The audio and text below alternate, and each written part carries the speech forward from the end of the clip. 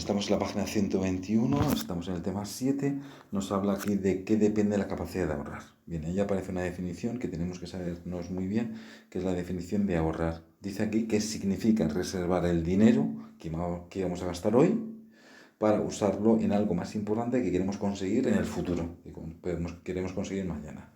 ¿Qué quiere decir esto? En vez de gastar el dinero ahora en algún capricho, en algo que queramos, lo que ahorrar consiste en guardar ese dinero para el futuro utilizarlo en algo pues, que consideremos más importante.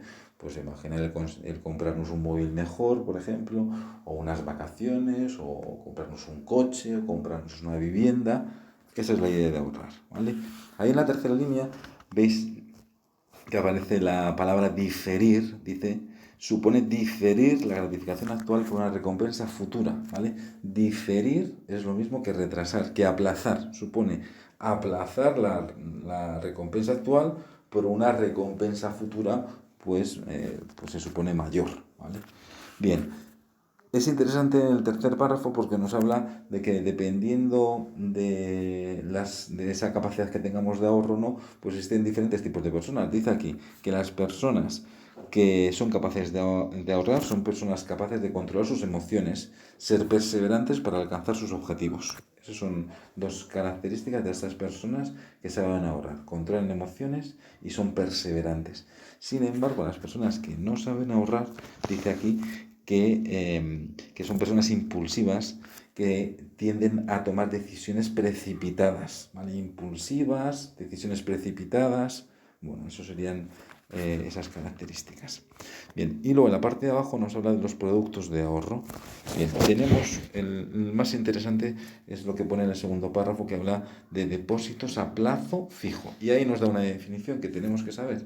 Consiste en entregar una cantidad de dinero a una entidad bancaria a cambio de un interés durante un tiempo determinado. Entonces yo doy dinero al banco, a cambio de eso el banco me va a dar unos intereses, dependiendo del tiempo que esté el banco con ese dinero, pues me dará más o menos intereses y también dependiendo del tipo de interés que me ofrezca el banco. Eso es lo que nos dice en el punto 2. Dice, cuanto más largo sea el plazo, más alto será el interés. Es decir, se supone que un depósito a 2 años tendrá un mayor interés que un depósito a 6 meses. ¿Por qué? Porque un depósito a 2 años tiene menos liquidez, no podemos recuperar el dinero. Entonces, la idea es, compénsame por el hecho de que durante 2 años no voy a poder tocar ese dinero, compénsame con un mayor tipo de interés. Por eso, los depósitos a más largo plazo tienen un mayor tipo de interés que los depósitos a un menor plazo. También nos dice aquí que vencido ese plazo, por ejemplo, esos 2 años, el banco me devuelve ese dinero que he entregado, por ejemplo, le he entregado 20.000 euros, más los intereses generados. Me han generado, por ejemplo, 200 euros de intereses. Bueno, pues a esos 2 años me devuelve los 20.000 euros más los 200 euros de intereses. Y dice aquí también que estos depósitos, en la cuarta característica, dice, ofrecen un mayor interés que las cuentas bancarias. Os recuerdo que las cuentas bancarias no ofrecen ningún tipo de interés, ¿vale? Los depósitos sí. Ahora tampoco dan mucho interés, las cosas como son, pero bueno, más interés que las cuentas bancarias. Y luego nos dice también como quinta característica que en el caso de que nosotros queramos sacar el dinero antes de su vencimiento, antes de esos 2 años, pues lo podemos hacer, pero a cambio vamos a tener que pagar una penalización, ¿vale? Entonces, en vez de a lo mejor darnos 200 euros de intereses, pues a lo mejor nos dan 150, qué sé yo.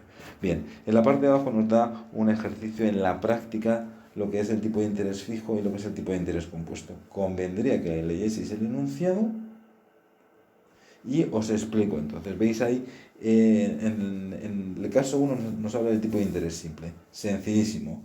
Si hemos metido 3.000 euros a un tipo de interés del 4%, quiere decir que anualmente nos van a dar 120 euros de intereses. 3.000 por 0,04 nos da estos 120 euros de intereses.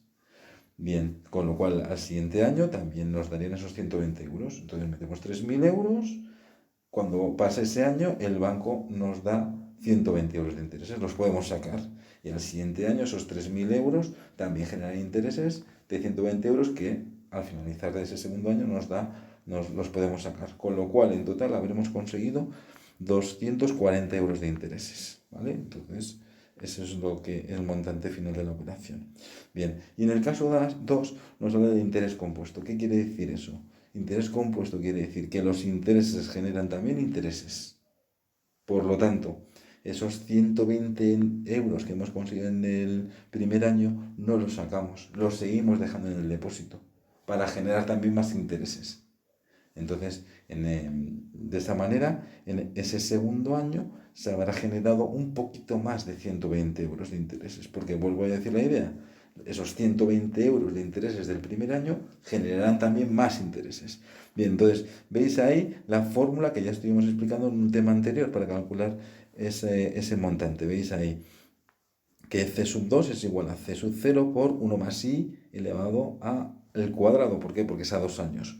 La I tendremos que poner el tipo de interés, en este caso, el 4%, por lo tanto 0,04. Bien, calculamos esa expresión con la calculadora y nos daría 3.244,8. Por lo tanto, habremos generado 244,8 euros de intereses, que es un poquito más que lo que genera el tipo de interés simple que lo habíamos calculado, veis aquí, en 240 euros. Bien, en la parte de abajo nos pone un ejercicio que veis ahí.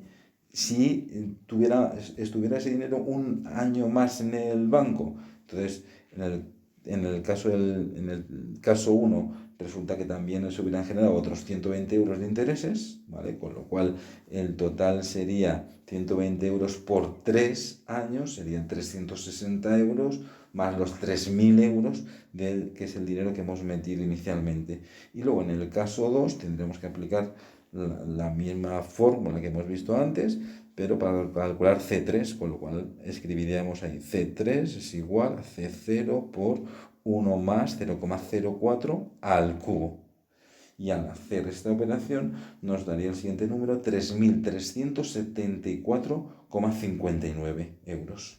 ¿Vale? Entonces, veis ahí que nos genera un poquito más de interés, interés compuesto que interés simple.